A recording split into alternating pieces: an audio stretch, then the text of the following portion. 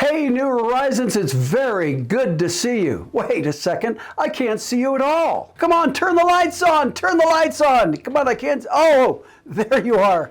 Hey, I found out a couple of things about light this week, and it might surprise you that light isn't the opposite of darkness, but darkness is simply the absence of light. Did you know that? And that being true, well, I wonder how many of us realize that because God is eternal light all the time, that though the lights are off in your room or in the middle of the night, whatever, you can see nothing in that supposed darkness, but because God is light, He can see you all the time. For as John said, in Him there is no darkness. Isn't that a heavy thought? But let me really blow your mind, because here's a couple of scientific, biblical factoids, and I need to say that God always travels within history and science. So anything that happened or will happen or ever will happen in the future stays within that sphere of time and scientific evidence. Does that make sense?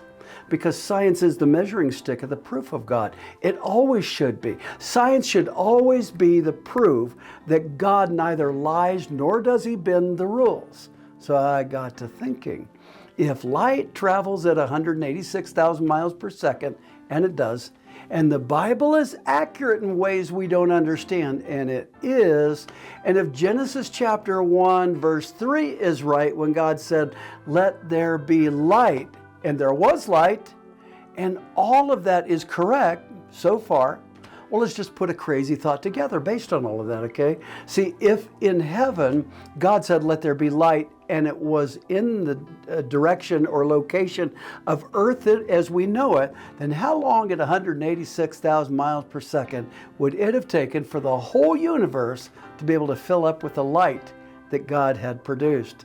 And I found something that told me that. Science tells us that for our universe to fill up with light, it would take nearly 500 million years to expand enough protons or light particles to fill or to travel freely enough just to fill our universe up. So I told you that was crazy. So maybe, just maybe, the idea of dinosaurs being millions of years old, well, it wasn't just a haphazard idea after all. But here's another thought.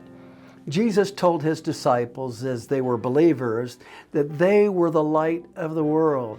And light was the very first element that was called into existence. And so its significance must be astounding. Light must be. In fact, from Genesis to Revelation, light holds a significant place in biblical narrative. You might say it's a reoccurring theme because in every single case, light dispels chaos. So what do you suppose that Jesus was saying to you and I that we have the ability to do by simply walking into a room? I think it's this. You can immediately dispel the chaos that darkness brought in with it.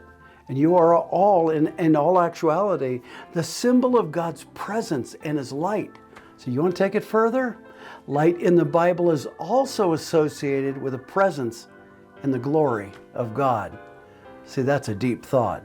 I know what you're thinking. You're thinking, wow, this is really good stuff. I'm coming to church this Sunday because I want to find out what kind of light bulb that I really am. Well, you ought to come, and you ought to find out. Last week, we poured out all the salt. And so this week, let's arc it up a bit and turn on all the lights. Tell you what, I'll see you this Sunday. God bless.